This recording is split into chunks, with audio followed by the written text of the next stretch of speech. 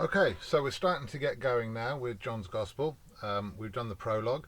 I forgot to mention, actually, of course, in the notes that I do in the book and everything, then there's a few other references to the Old Testament scriptures and some other books in such as the Pseudepigrapha or the Apocrypha, that actually might help you realize that the Jews had already started to formulate an idea of the Trinity, to which Jesus, of course, was the answer. All right. So now we come on to the passages about the Baptist, John the Baptist. That this is a testimony of John the Baptist, and of course he gets challenged by the priests. Now the priests and everything. This is significant because they were like the false Messiah sort of police. It was their job to check out anybody who claimed to be a messiah or was doing anything, and they really did police it quite strongly, right? They were very protective, apart from anything else, of their own corner, And you had two groups amongst the Jewish leaders. You had the Pharisees and you had the Sadducees. Now, the Sadducees were the priests, okay, and the Pharisees were the ones who taught the law, right? They're the granddaddies of the rabbis that you have today, okay. The Sadducees were the people who ran the temple, and you need to know the difference between these two groups, because the priests who ran the temple, they ran it like a commercial concern. They had a lot of authority. They controlled the sacrifice and the priesthood and the temple buildings and all that kind of stuff. The Pharisees controlled the teaching of the law and that kind of stuff. Okay, there were other groups like the scribes who were associated, and sometimes they're called lawyers, and different groups. You'll see them named in different passages. But essentially, you've got these groups of priests and Pharisees. Right now, these are the priests. They're not Pharisees. Okay, and this is significant because, of course, think about John the Baptist. You think back to his birth and how he came about. What was his father? His father was a priest who served in the temple, right? Now, that means that they knew who John was. Remember, it's a very small community, right? It's very similar amongst the gypsies. You know who somebody is, or if you don't actually know somebody because you just met them for the first time, you know who they're one of. Oh, that's such and abody's son. Oh, and the first question we ask is, who's daddy you, or whatever else, and because they'll, you identify not just as, oh, I'm Fred, but I am Fred from this family or that family, right? And who you're associated with speaks volumes about who you are, right? Remember that the Levites are cousins of John the Baptist. They know who he is. So when they ask, who are you? They're not saying, where have you come from? They know where he's come from. Okay? Now, he's very straight. He's not the Christ. He's not Elijah. And he's not the prophet. Okay? He doesn't ask, are you a prophet? Are you the prophet? Okay? In Deuteronomy, God promised that he would raise up a prophet like unto Moses. Right? And John the Baptist is adamant, I am none of those things. Now you might say, first of all, hang on a sec, how can he say that he's not Elijah? Doesn't the other Gospels say that he is Elijah? And of course, actually, that's a bit of a problem for some people. Some people have cited that as a contradiction. In fact, of course, you find in Luke's Gospel he clears up that conundrum, because he says he comes in the spirit of Elijah. Okay, so he's not Elijah reincarnated, so he's not Elijah, right? He is somebody who comes in the spirit of Elijah. So Jesus can quite legitimately say he is the Elijah who was to come, because what he means is he's not actually Elijah, but he is the Elijah. He is the person who is like Elijah who would come, okay? And the prophet, of course, was somebody like Moses. Now, concerning the prophet, like unto Moses, the point was that Moses was revered because he did so many things. What did Moses give the people? He gave them the law. He gave them bread. He gave them water from the rock. Okay?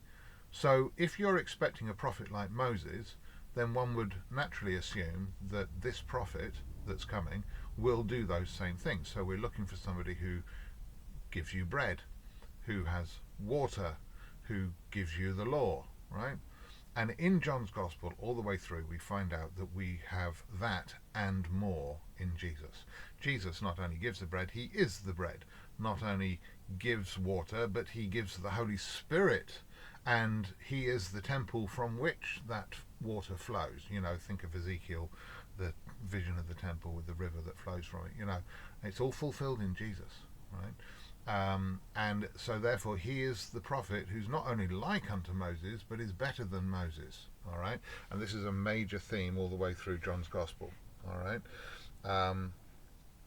Now, about John the Baptist, another thing we should say, and this is an interesting thing, right? He says, "I am the voice of one crying out in the wilderness." Of course, that's a quote from Isaiah.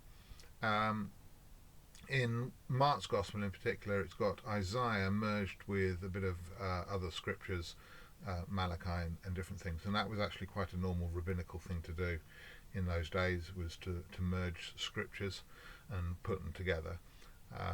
It looks messy to us, but actually it was a perfectly normal thing to do. Now, this is a really important thing, right? When you look at the Hebrew text of Isaiah, and you look at Mark, and you look here at John, they all have slightly different layouts, slightly different ordering. Okay? They're not exactly the same. It's not a direct quote from Isaiah. Now, that might not seem greatly significant because, of course, the Hebrew was translated into Greek, so naturally it's going to be different.